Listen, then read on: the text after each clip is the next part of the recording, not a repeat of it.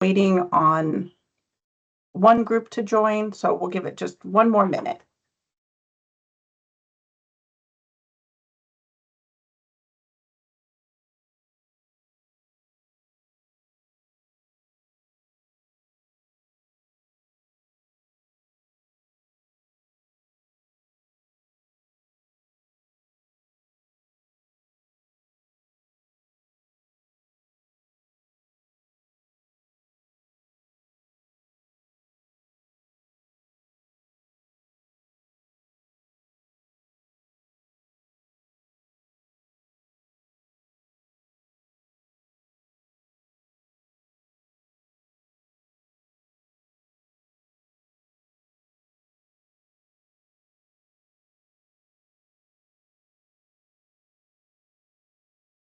Okay, well, we're at 8:32, so we're going to go ahead and get started.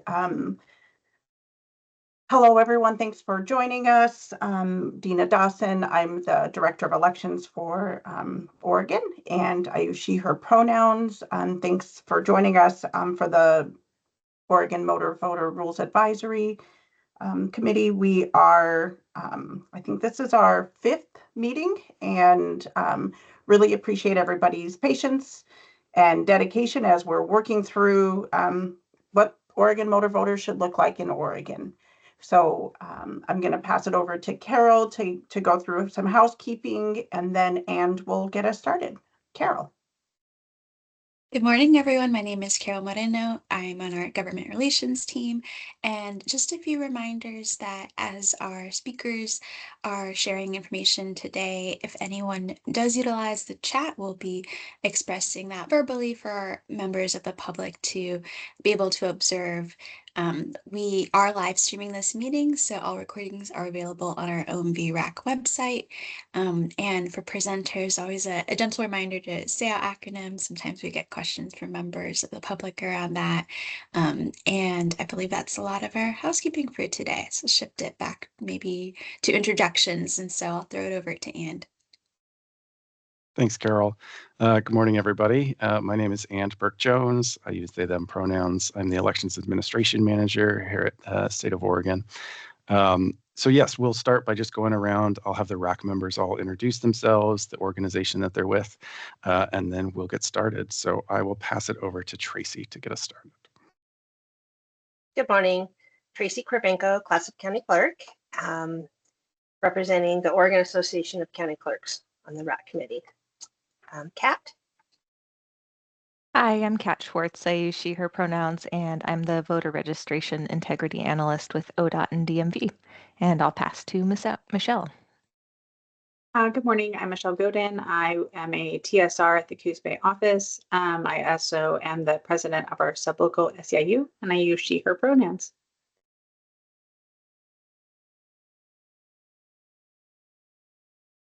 Go to Kyle. Hi, everyone. I'm Kyle Yoder. I'm the Associate Research Director at the Center for Election Innovation and Research, nonpartisan nonprofit that helps out election officials make policy choices. I use he, him pronouns. I'm excited to be here. All right. Thank you, everybody. So this, like Dina said, this is week 5. We are beginning a new module of topics that we hadn't discussed before. Last week, we talked about the file transfers between DMV and the Secretary of State's office. This week, we start getting into the processing of data at the Secretary of State's office. And then we'll also probably touch on county processing as well. So just kind of a brief look forward at our remaining weeks. Like I said, this is the first week of this module. Much like during the first few weeks of the RAC, we're going to take a few weeks to go through this process. So this is very high level. It is intended to start conversations. It is intended to facilitate questions and answers. We don't have a finished product here to present today. So we are encouraging questions and comments from RAC members as we go forward. We will be going over the same material for multiple weeks. So we'll go over it this week as an initial one. We'll be off next week in observation of Indigenous Peoples Day, and then we'll return back on the 20th to review this same slide deck again, incorporating any feedback or questions that RAC members had. So we will get started looking at this rule related to the Secretary of State's processing of this OMV data. So again, a reminder of where these administrative rules live. This is under Division 5, our voter registration administrative rules in Chapter 165. We have just, I guess we'll start with the Baker Tilly audit findings and recommendations that were related to this segment. Finding 5 was around issue escalation process. When the audit was conducted, they found that there was no formal centralized process for escalating significant issues or errors within the program. So we have addressed that, but that was what was directly related to this segment. The next slide, just a reminder of the systems that we'll be referring to today, and then which agency administers those. We've covered this every week, so I'll just pause here for a second so that everyone can look at this.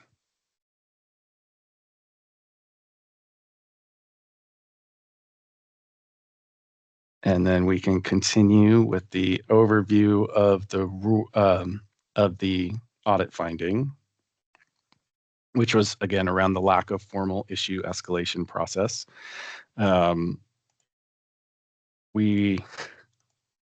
Let's see, Carol, if you can just go slowly through the next 2 slides so that we don't end up reading all of the cause and effects again.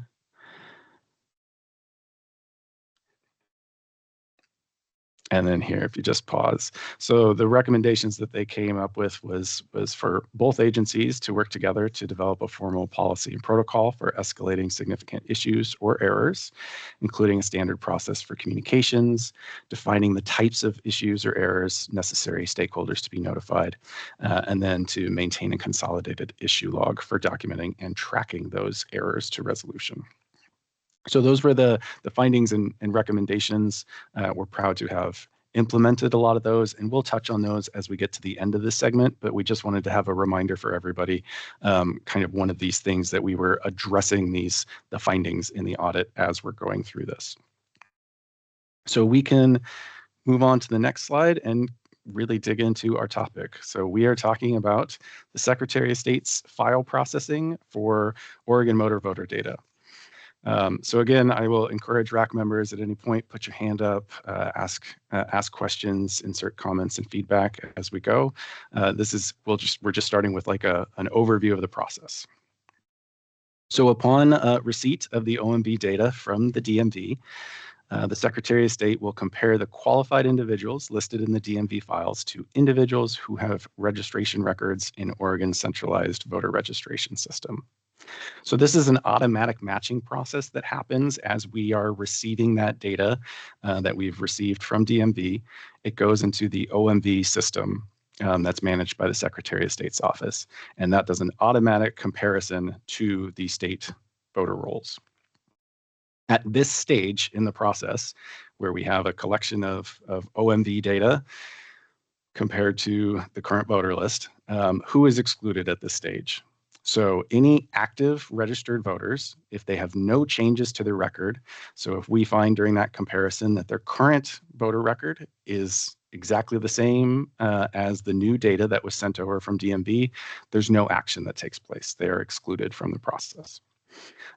Also, if qualified individuals who have previously returned an OMV notice and declined to register in the past, that is saved in the OMV system so that we are not continuing to send OMV mailers to individuals who had previously opted out. Also at this stage, this is where the system will find address updates, so registration updates for those voters who are currently registered, whether they are active voters or whether they are inactive voters. So both of those are found in the comparison file. And if we have newer information that was just transferred from DMV at this point, they skip it's not the full OMV process because they're already registered to vote. But we do pass along those registration updates, which are almost exclusively a change of address update, that gets transferred to the county clerks to process and update that voter registration file. Any questions at that initial comparison? Any comments? Anybody we miss? I will also take this point to invite the RAC members. If you had any questions around or comments that you wanted to include about the data processing that we talked about last week, I know there were a couple RAC members that weren't able to join us, and we went through that material fairly quickly. So just an open invitation to also bring up topics from last week. Kat. I did have a question about so folks who aren't getting the OMV mailer, do they always get a notification from their county clerk that their address has been updated if there was that change? Yeah, that's a great question. And we'll touch on it a little later. One of those things is once we pass the data to county clerks, the county clerks do their normal registration process. So it is a completed registration record. So any updates to their name, their political party, or their address that are done, the county clerk will issue a voter notification card and send them a notice. So anybody that has activity on their record will get a notice sent from their local election official. That's a great question. Dina. Thank you. And as you were walking through the process of the automated matching, I was kind of drawing out on paper a flow chart to help me understand better. And the one question that popped out to me is, so folks, qualified individuals who have declined to register to vote through OMV before, their information is tracked in the OMV system. And we're doing a comparison to OCVR. So we take the DMV data. This is where folks, that slide that has all of the systems that work together, because OMV, there's like 4 different systems involved. So I in drawing out like the flow chart in my mind, the folks that have declined to register through OMV in the past, that information lives in the Secretary of State's OMV system, not in OCVR, which is the statewide voter registration system. So as I'm drawing that out, I'm wondering, is the OMV matching process where we're taking DMV data and comparing it to OCVR, does that filter down a list of folks? And then that list is compared to the OMV list to find folks that have opted out before? Or does the OMV comparison, like at some point we're finding those folks who have opted out before? And so just as we're promulgating rules here, but we're also modernizing our instructions and discussing what this process looks like. So I think it would be helpful, for us to understand, where does that matching happen? The matching is happening in multiple systems. So just putting that on the radar for folks, this is a system that's touching multiple different systems, and there's multiple stages of matching that are happening. And I'd like us to be able to document where and when those are happening. Thank you. Thanks, Dina, for bringing that up. And yeah, I'm not quite sure on the specific order of operations. I'm not sure because I know the OMV system, of course, is the one that logs whether somebody has previously opted out. And there are situations where somebody may have previously opted out of OMV, decided that they wanted to register through another means, and so they have registered to vote online or through a paper card several years ago, and then now there's an OMV transaction that comes through that maybe is a change of address. So I would assume, but we'll double check on this. Yeah. That we would still send that across as an address change, so that the comparison to the voter registration file would be the first comparison, and then the second one would be looking at that opt-out data. But yeah, we'll get some clarification on that order of operations. Make a note here. Great.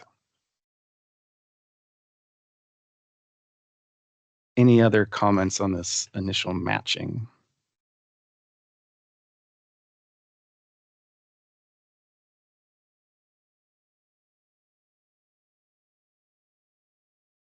Michelle.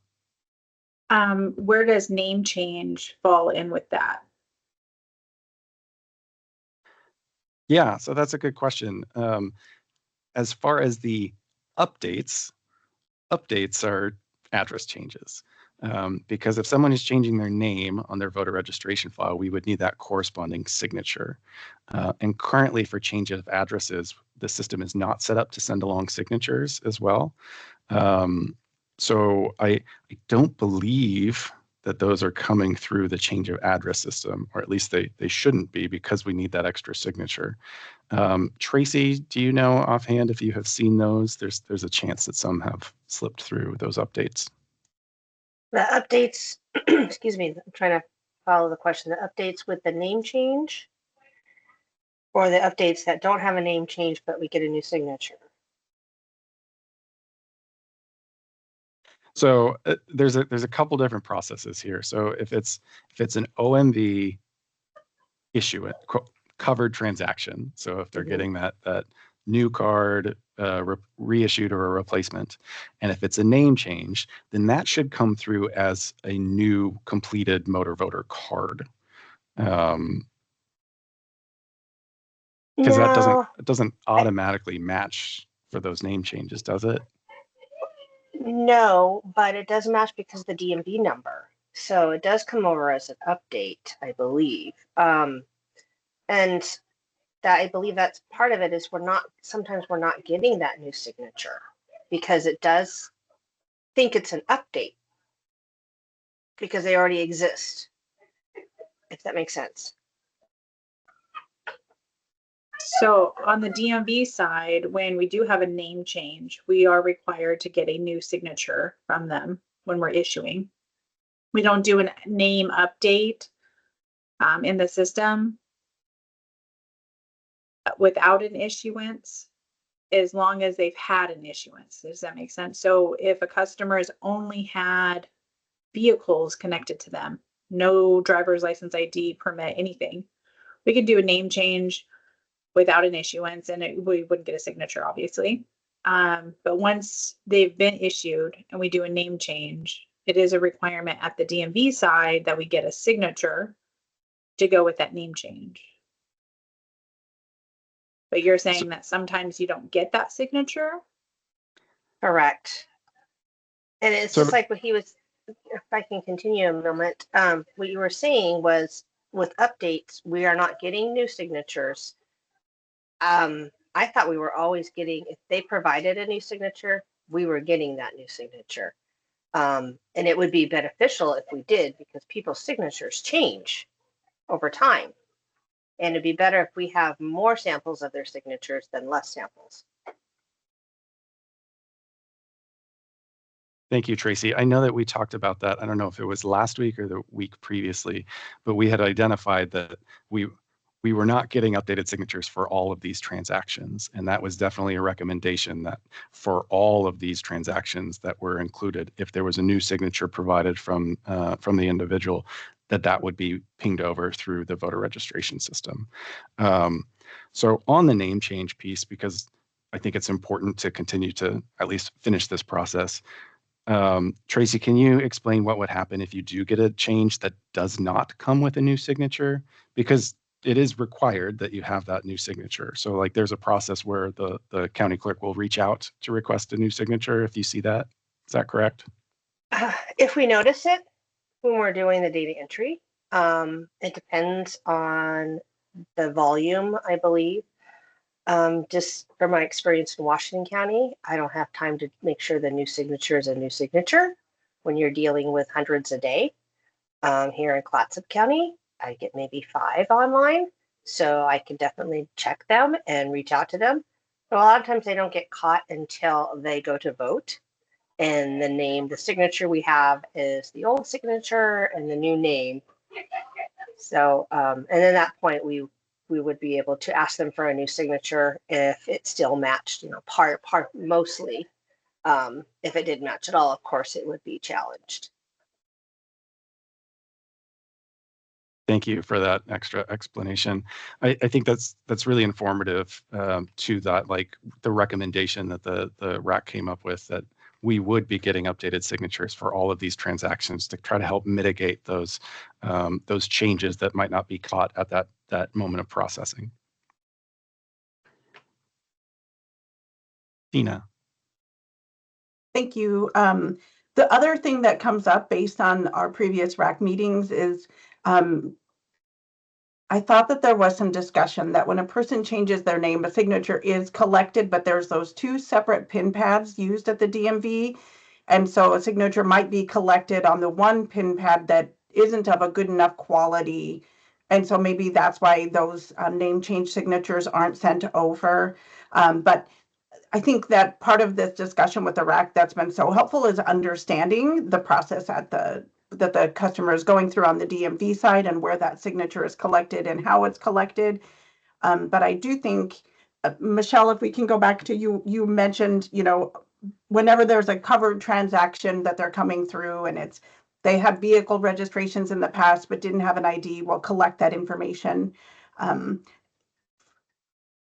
Is there a scenario where a person is coming through and doing a name change that wouldn't collect a good signature that we need to address? Like, is there a need to have a change at the DMV process where we're always collecting a good signature? If that's making sense. I'm just picturing there's two different PIN pads and maybe not every single person that's going through a name change transaction will go to the good PIN pad to get a signature that comes over to us. Am I imagining that? So when you're doing a replacement, the signature collection and the picture update is not a requirement. It is a choice of the customer to use the previous one.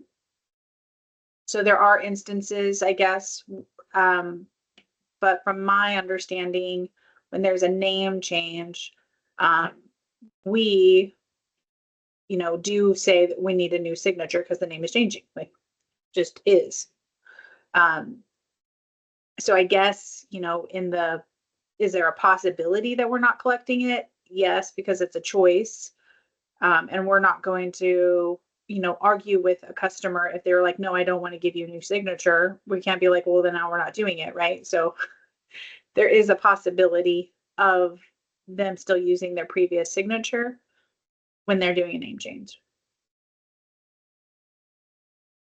And I did want to add that so the TSRs at the DMV, so the staff at the counter, they can override that right now, but we are in the process of changing it. So if there's a name change, we have to collect a signature and it doesn't allow you to move forward with the transaction. And that's how we thought it was working and just only recently discovered working through some of these issues from reports from the clerks that, they don't have this new signature.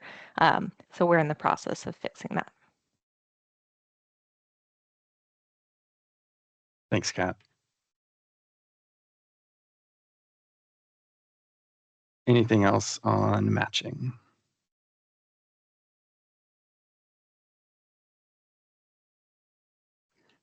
That was a good discussion. We have a couple action items to follow off of that one slide. So really appreciate the comments and questions raised. So we can move on to the next slide here. So the Secretary of State will facilitate the mailing of an OMV opt-out notice to each qualified individual. Not later than the third working day after receipt of the DMV file, the Secretary of State will deliver a print-ready notice file to a print vendor for processing and mailing. The date of maturation for the 21-day period outlined in Oregon Revised Statutes begins the day after the print vendor receives the notice file from the Secretary of State. And so then just a reminder to RAC members and everyone watching, that 21-day period is an explicit part in law that says that these individuals cannot be added to the voter rolls until 21 days after this notice has been issued to them in order to provide them an opportunity to opt out of voter registration prior to being added to the voter rolls. So that's that 21-day period that we're talking about. And then notices will be sent by forwardable mail, including a pre-addressed postage paid returned envelope. Notices will be mailed using the following mailing hierarchy. So they'll go to a mailing address if there's one on file, and then a residence address if no other mailing address is on file. Questions about the OMV notice?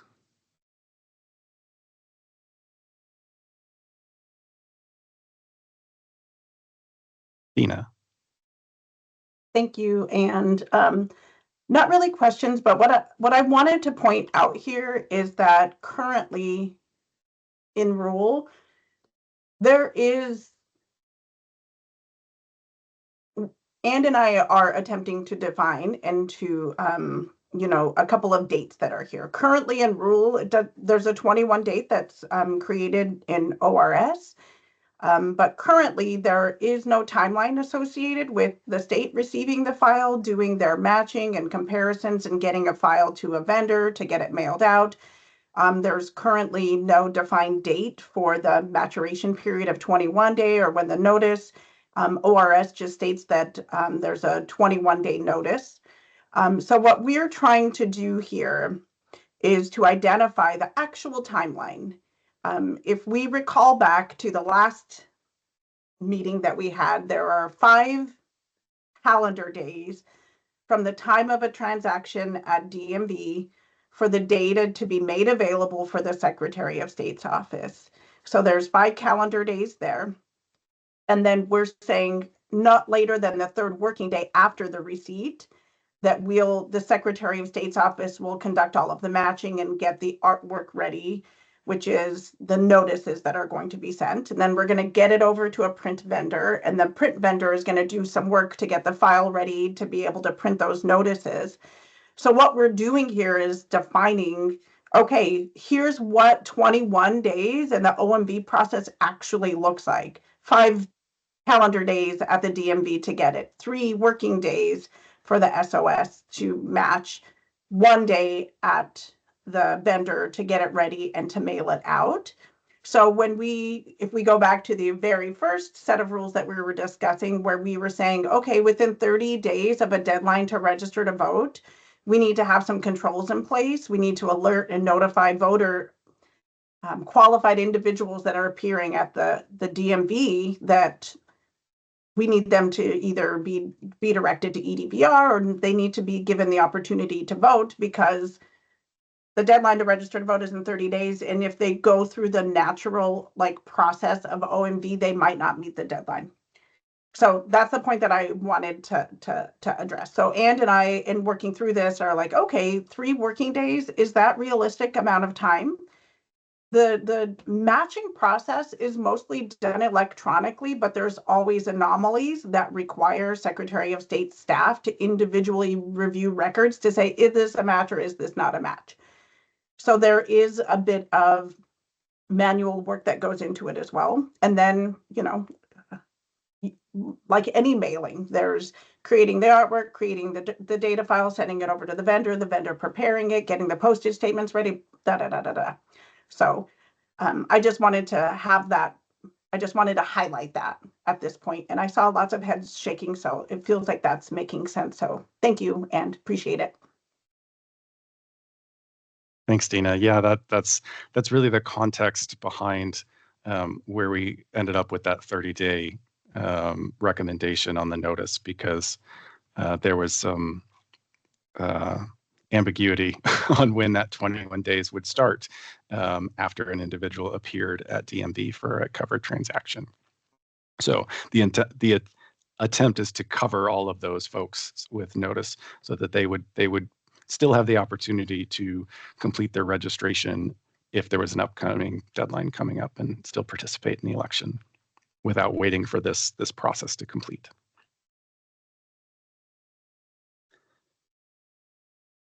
Any other comments or feedbacks on the notice mailer?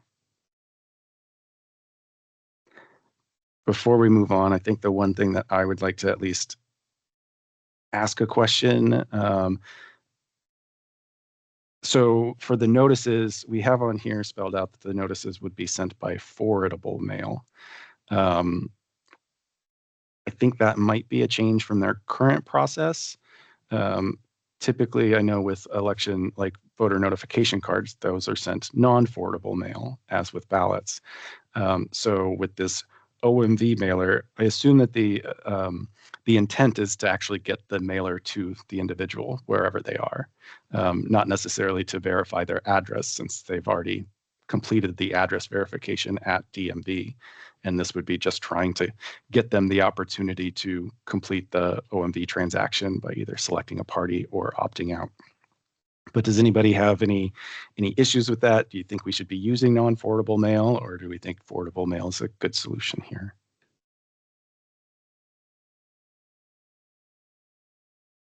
Tracy? Yes, thank you, Rand. My only concern would be the DMV would not, when they're issuing the license or documentation to the person, they are not, excuse me, sorry, they are not using a forwardable. Is that correct, Michelle? Okay, so why would we want to? Because if the DMV doesn't have the right address, then we don't want the right address as well. You see what I'm saying? And the OMV card itself that comes back to the Secretary of State does not have anything to do with an address. So we don't know where that voter got it. We forward it. That's just my concern. Thanks for bringing that up. I see Dina taking notes.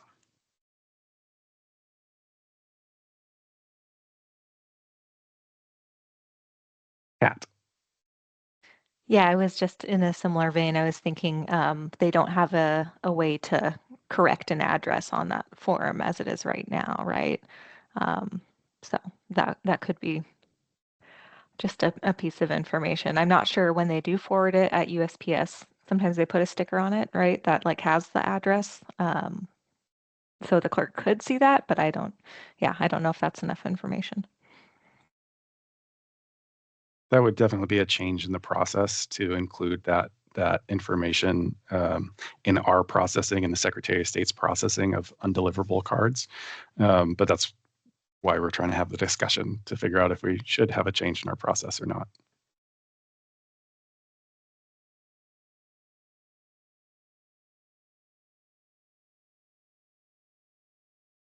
Okay, so we'll get into the contents of the notice here on this next slide.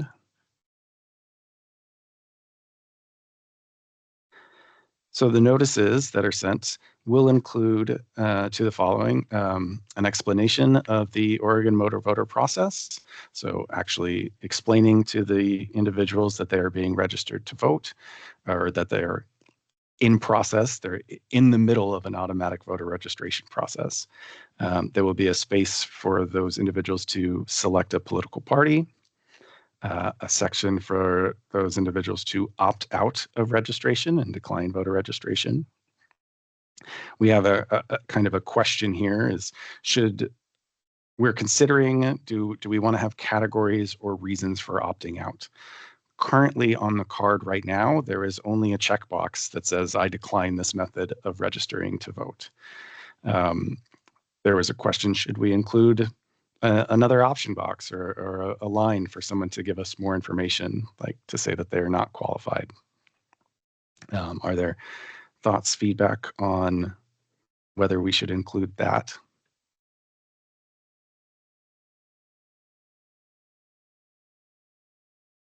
Michelle.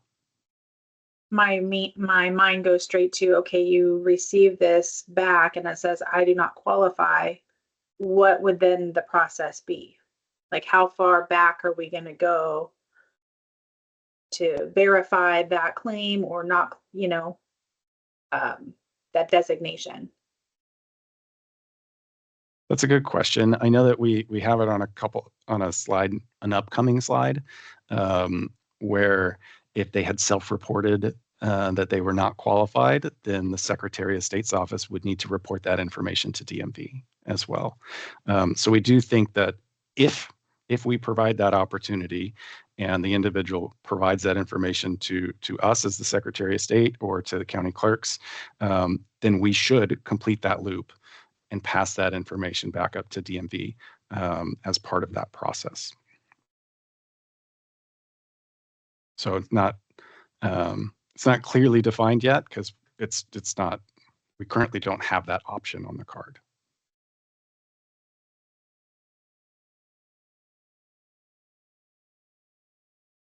Tracy? Thank you, Ann. My only concern is how much work do you want to put on yourselves at the Secretary of State level for doing that? If they've already vetted, like Michelle said, but then they turn around and click, I'm not qualified. Maybe they're doing it because they're only 16 or they're 17 and they know they're not ready to vote. And it could cause confusion. And who is the DMV going to rely on? The information they received at the counter or a piece of paper that they check and sign? Again, people don't read things completely at times and can misunderstand what they're checking the box for.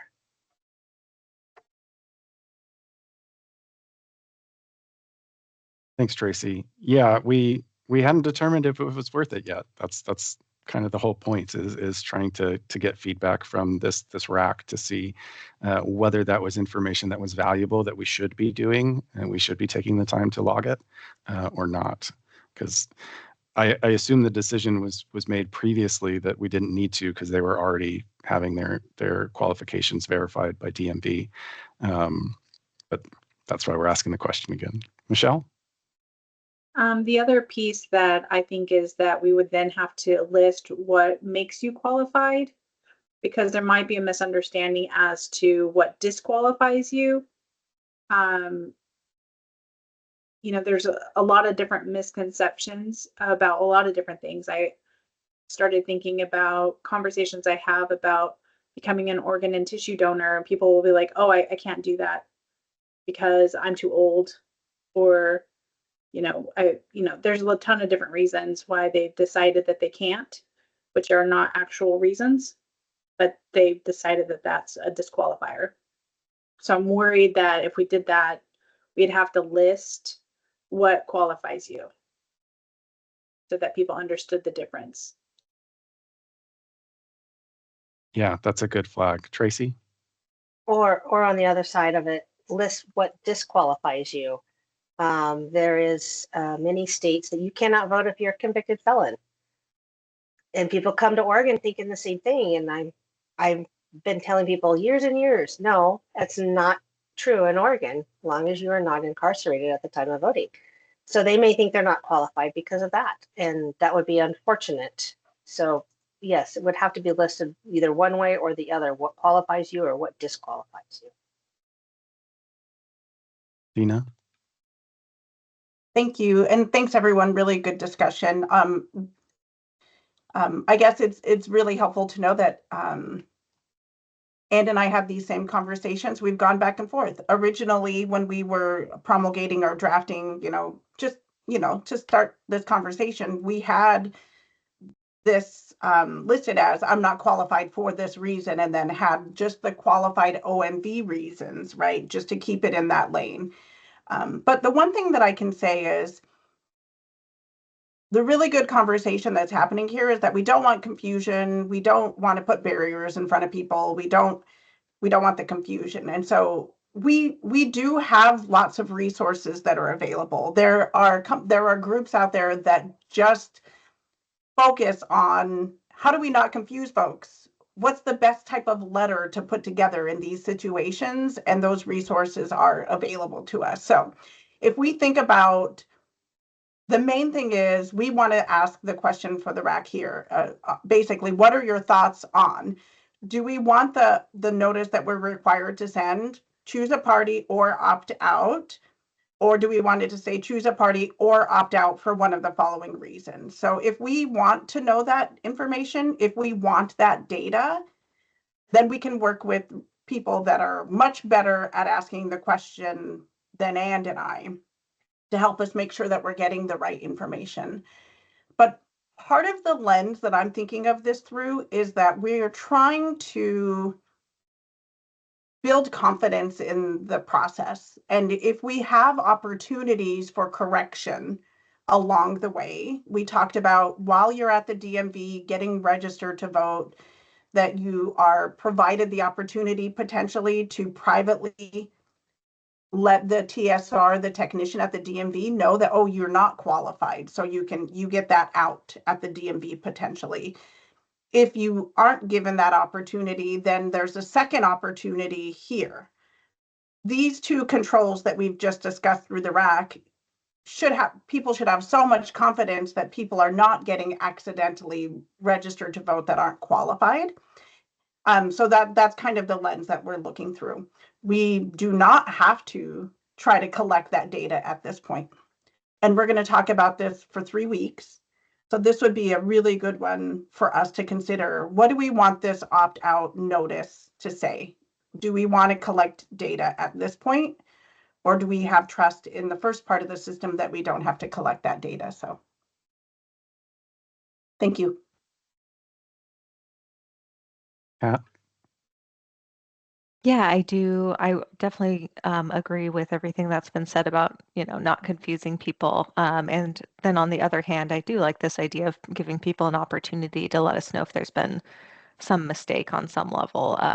And, I know anecdotally we have looked through just to see if there have been issues with individual records, and sometimes not, at least nothing we can tell on the DMV side, but sometimes we do find some sort of error, and it's helpful to give people an easy way to report that as opposed to, maybe having to go log into a system or something and correct it themselves.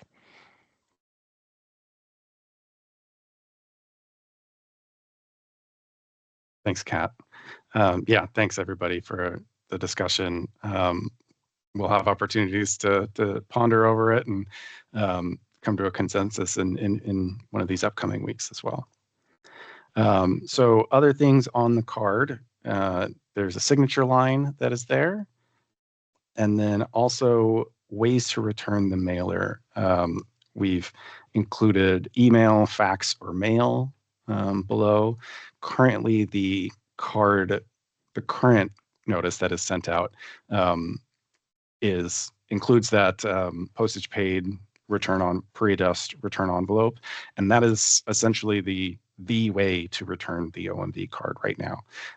So we discussed being more explicit about the opportunities that they could return that card via email or fax something electronically so that it could speed up that delivery process.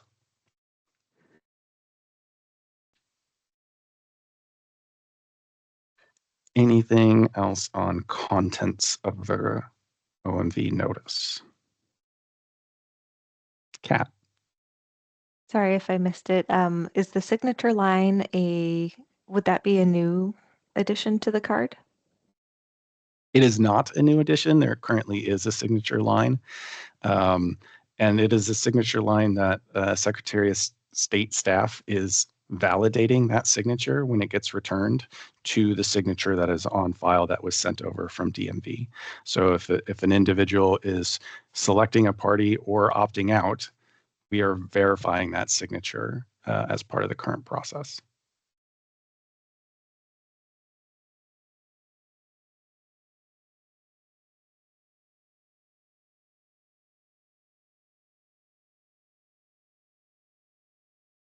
Okay, so we can move on and keep going with this. Next slide, please. So returned notices. So once they come back to our office. So there's a couple different categories. So we'll start by looking at what's happening if they return these within that 21-day notice period. So this is before the record has been matured. If an OMV notice is returned to the Secretary of State before the 21-day maturation deadline as undeliverable, then the Secretary of State flags that record as undeliverable, and the record will be excluded from the file sent to counties. So they are not sent along to be registered to vote at that point. They're excluded.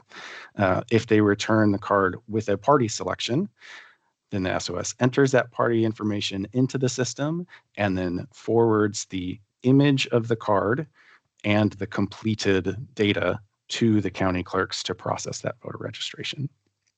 So if it's undeliverable, they're removed from the system, from the process. If they return with a party selection before that 21 days, that is the day they are considered registered, and that information is sent on to the county clerks to process.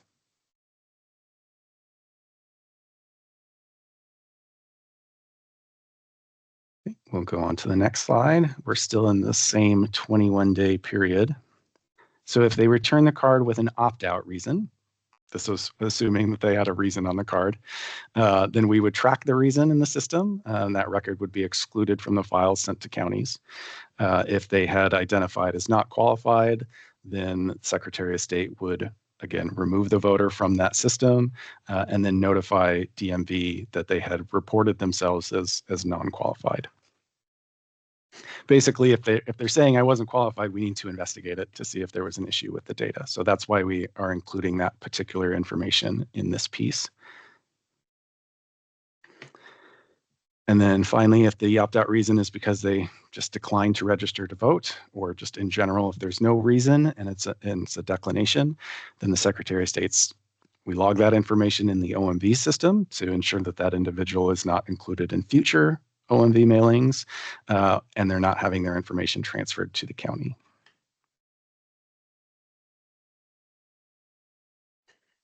And then go on to the next slide. Again, we're still in this initial 21-day period.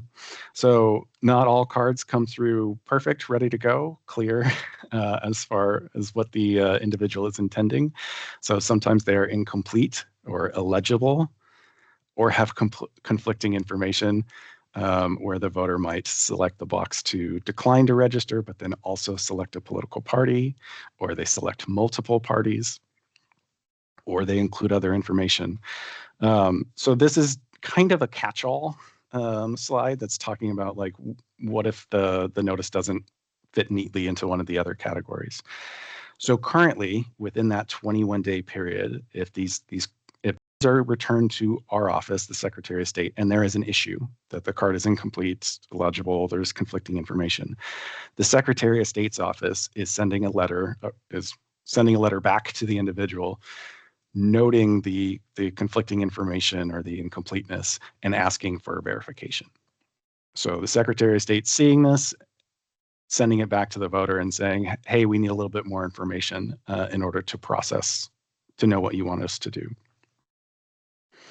It's important to note that this is all for cards that happen within that 21-day period, because once 21 days happen, that record matures and the information is sent to county clerks. So there's a different process that happens after that 21-day period, but this is the stuff that happens in that first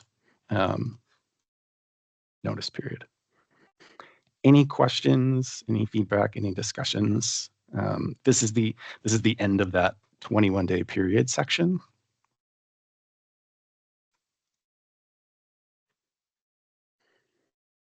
Michelle.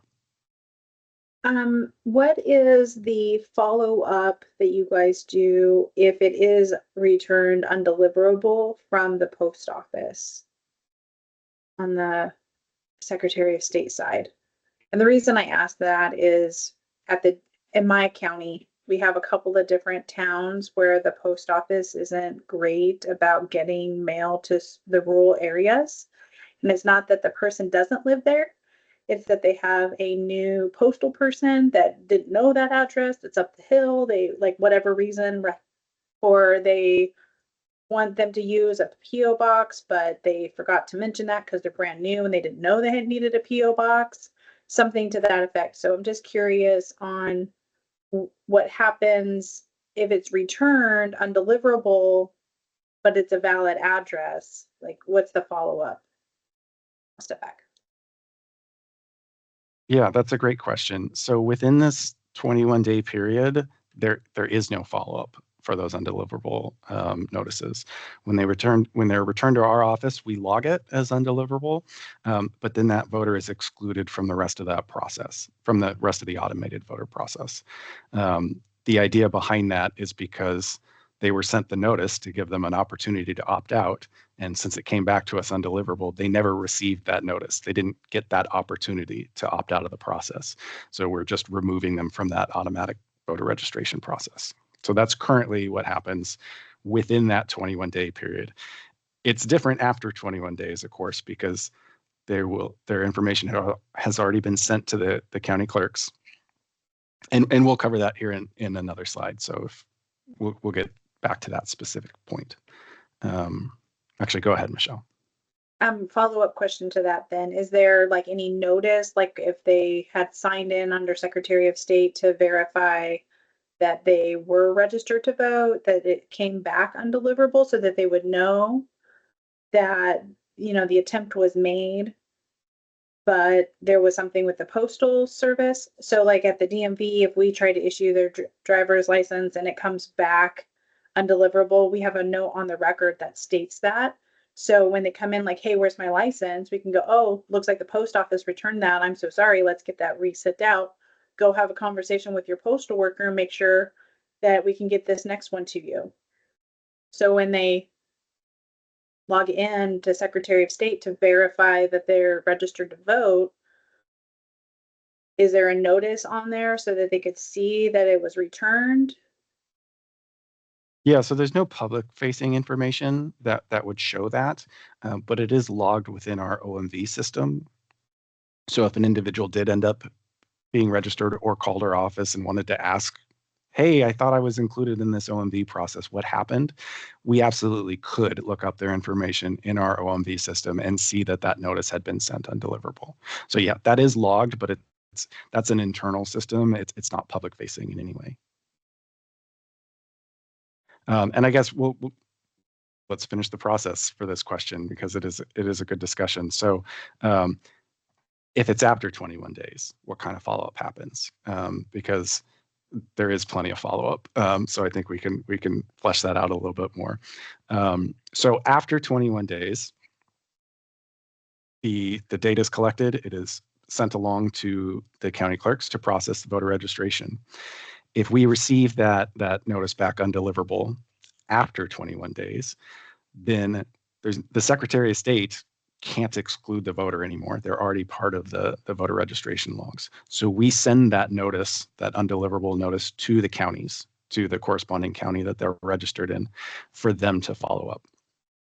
And if they receive it as undeliverable, then they can process the record accordingly. At that point, they've already sent a voter notification card to the same address that likely will come back undeliverable, which means that they will inactivate the record and send a voter confirmation card.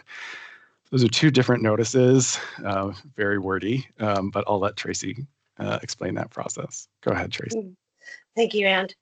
I was going to say also, it could be that there was a mistake in the address when they went to DMV, and we catch it in our data entry while entering the data into the OCVR, or they missed an apartment number, and we know it needs an apartment number. So we'll do some of that work prior to things at times. So even though they get the undeliverable form back, we may have already corrected something with the voter. So, or we can wait for our voter notification card to come back as undeliverable as well.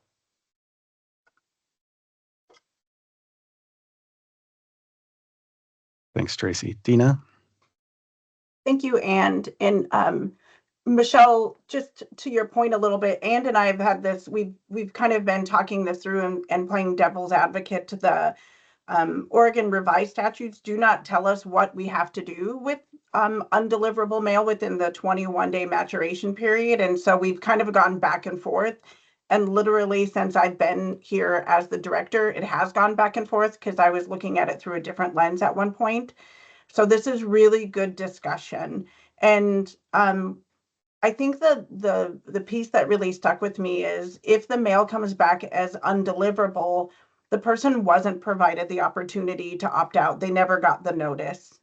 And currently, they're also not receiving any type of information at the DMV when they're getting registered to vote. And we've all discussed in the first 3 meetings about a change to that process, that they're signing some sort of something or being provided a handout, things of that nature.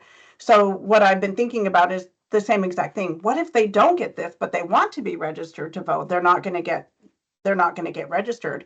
Well, then the piece to me was like, oh, in the information that is curated by the Secretary of State's office that's handed out at the DMV or provided on the screen that they sign, we'll advise them there, hey, you should expect to receive within the next 3 to 4 weeks a notice that will give you the opportunity to opt out. And if you don't receive that notice, you can go to Oregon Votes and register online with your new ID or driver's license number.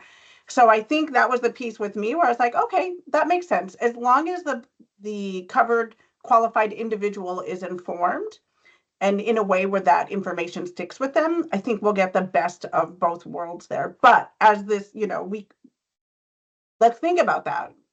That's why we assigned 3 weeks to cover this really meaty part of it, because let's sleep on it next week. Maybe we'll all have a brilliant idea of how to address this, but thank you.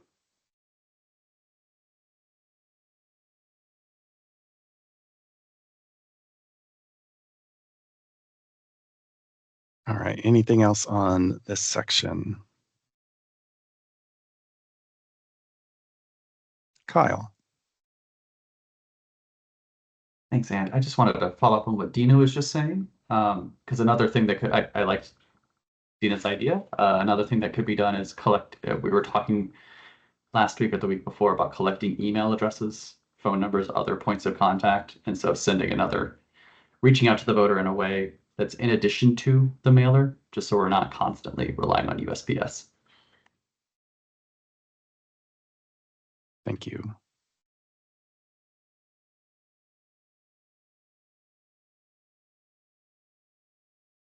All right, Carol, I think we're ready for the next slide.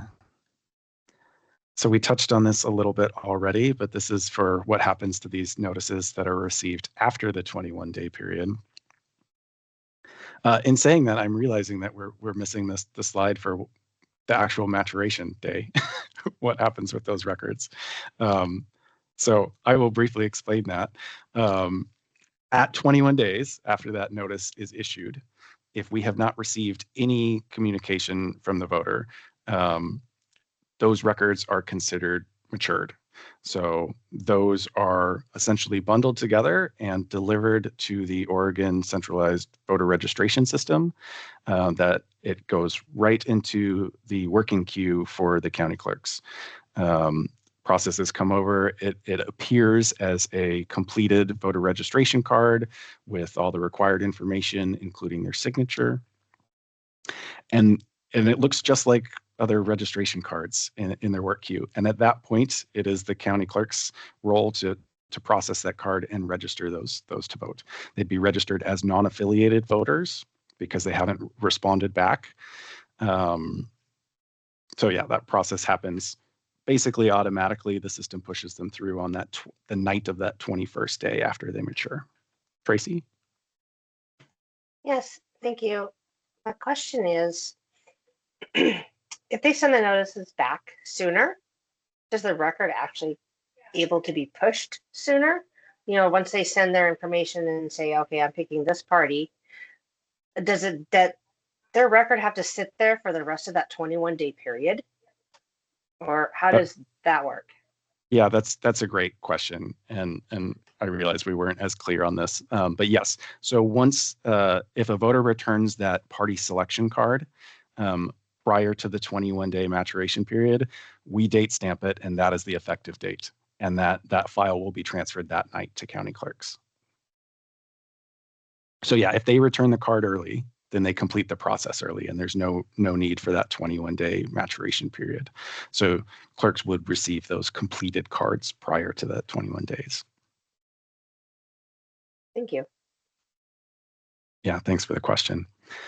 The other cards that we do get post 21 days are party selections and declinations and opt-outs.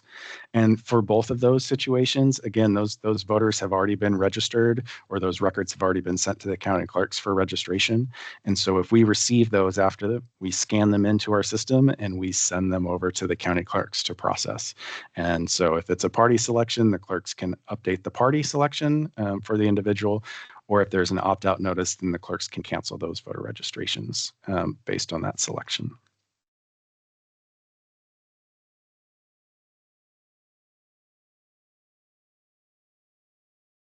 Any other questions, comments about OMV notices?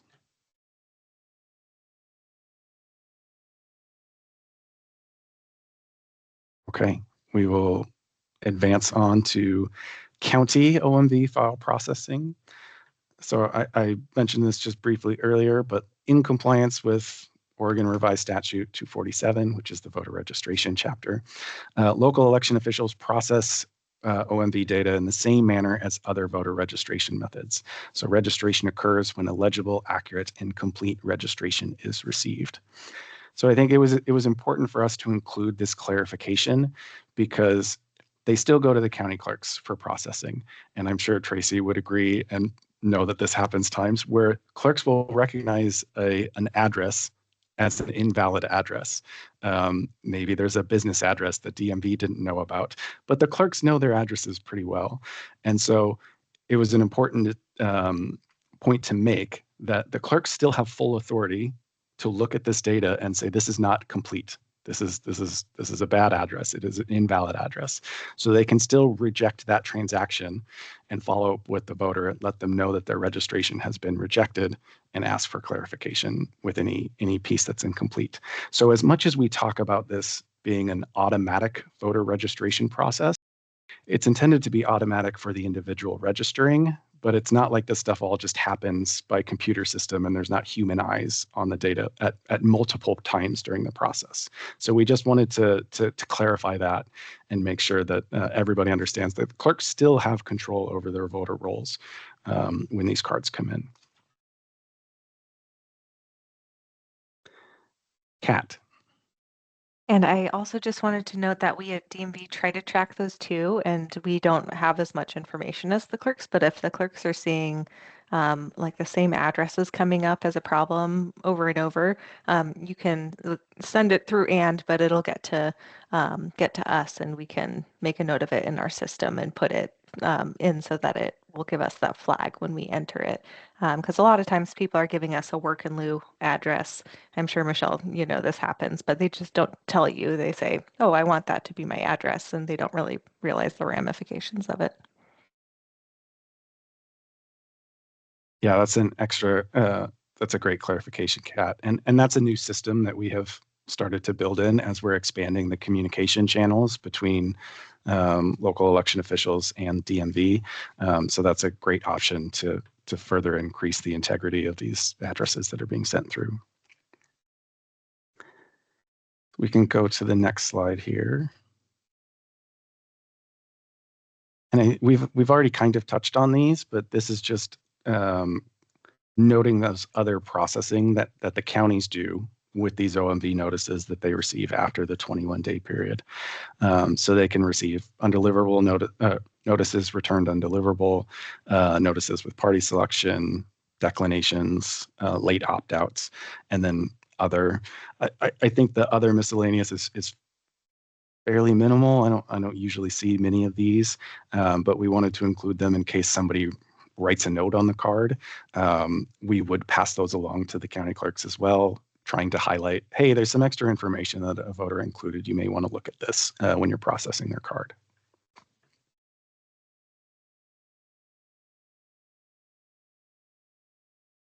Michelle.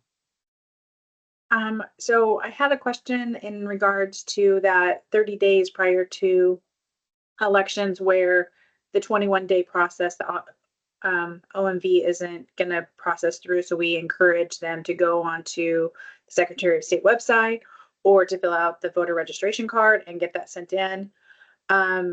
Does that, like, somehow get connected to the automatic side, and so that you guys are not resending that information and like double registering somebody, I guess is what my thought process is. And like, okay, they've already done their designation through the card, but then now they're getting another request for designation because of the Oregon Motor Voter OMV file.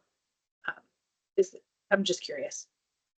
Yeah, that's a really great question.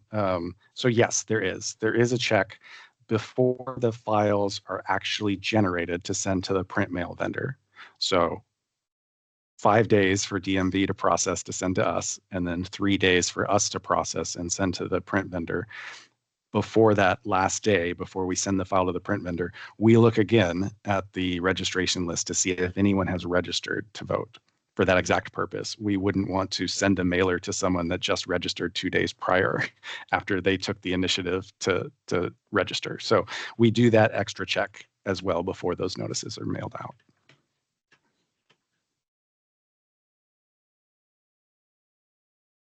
Can I add a little bit Yeah, there? please. Even if they do, we still enter everything. I mean, they can register every day and we will still enter it in every day. We've had people do that. They just really wanted to make sure they got registered to vote. Awesome. Love the enthusiasm.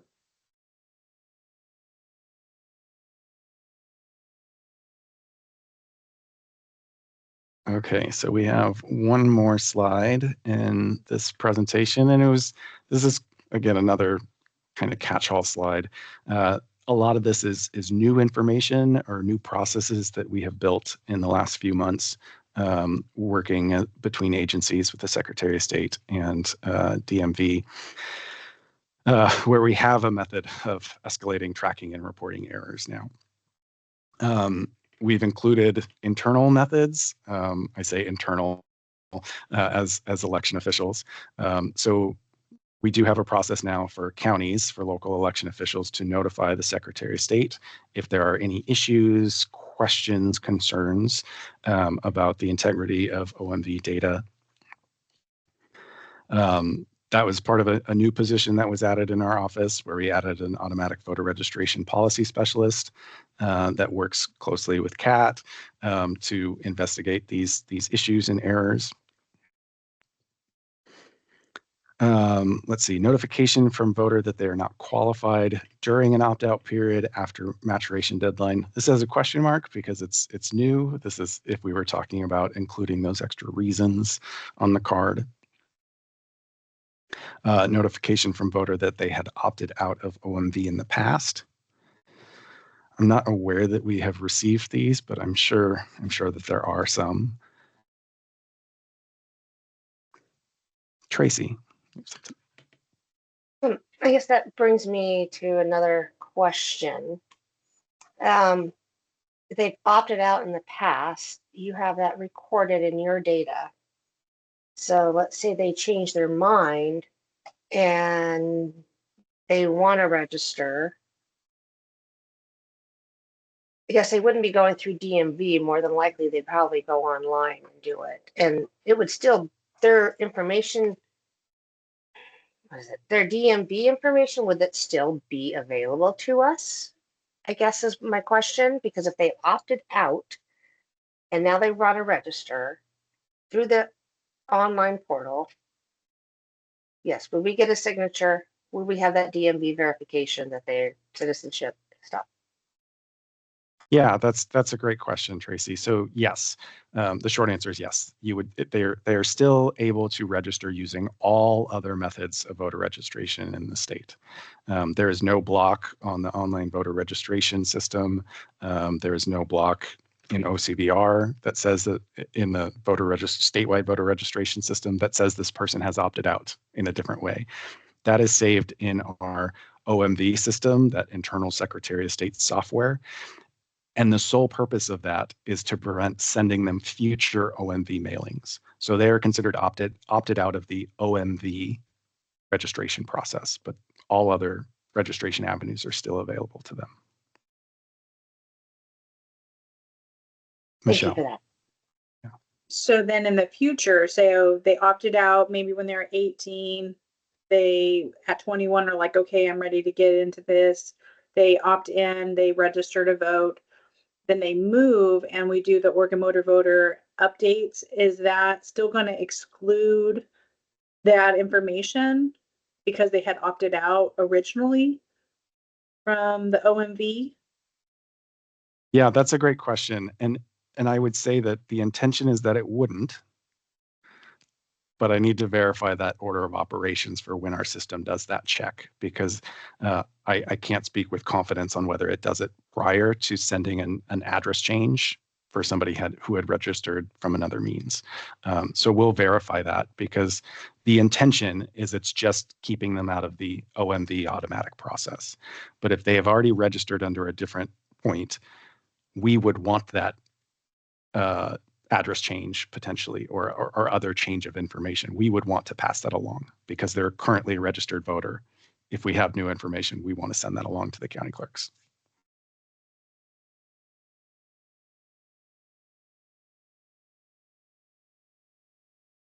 Yeah, really good discussion. The other couple pieces that we have on here is just kind of discussion points, things that we need to continue to expand on. Discuss the method for the Secretary of State to notify DMV of issues with OMV data, and then discuss the method of tracking and reporting OMV errors. So I can just briefly touch on this. We've worked on a policy for how we report these errors to DMV, and they go through CAT, their voter registration integrity analyst, who will research those and respond back, providing additional information. I would say that the vast majority of these, and please, Kat, jump in and correct me if I'm wrong, but the vast majority of these inquiries that we're getting tend to be, hey, I think this is the same voter, but they have a different DMV number. Can you verify if this is the same individual or not? Or it looks like a name has changed. Can you tell me if this is the same individual? That seems to be most of the questions that come from clerks asking for additional information from DMV. I see Kat shaking her head, so. Yeah, I would say that. And every once in a while we have had one, that we're double checking because in the past it's been noted as an error. And so I do go and research those and confirm that we have the documentation that it wasn't an error, or, the record changed and we got more documents. Thanks, Kat. And then, yeah, just briefly, as far as tracking and reporting errors, both agencies are tracking and reporting errors separately. I know that we both have websites up that we are updating at least on a monthly basis for the status of those errors, and then the follow-up resolution as well. So there are currently processes in place there. Any questions, concerns, anything else that has come up to RAC members?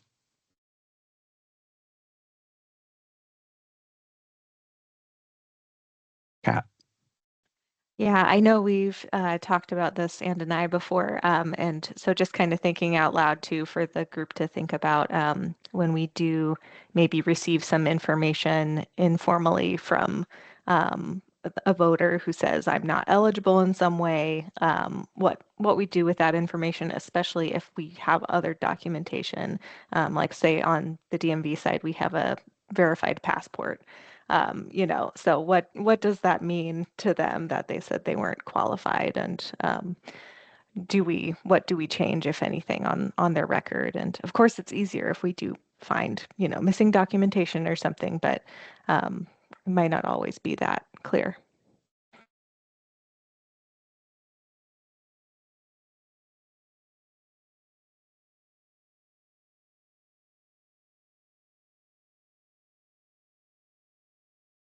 So that is the end of our slide deck. I know that this was an overview of a fairly complex process. Again, we will have multiple weeks to go over this again.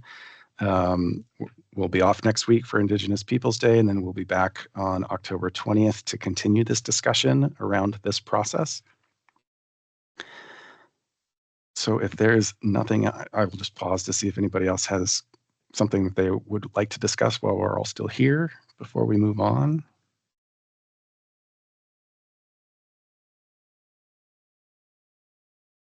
Okay. Well, I appreciate the discussion this morning. It's very helpful as we work through the promulgation of these rules. I hope everybody enjoys the holiday weekend coming up next week, and we will see you all back in 2 weeks on October 20th to continue this discussion around the processing at the Secretary of State's office. Thanks, everybody. Thank Thanks. you. Thank Have a you. great day. You too. Bye.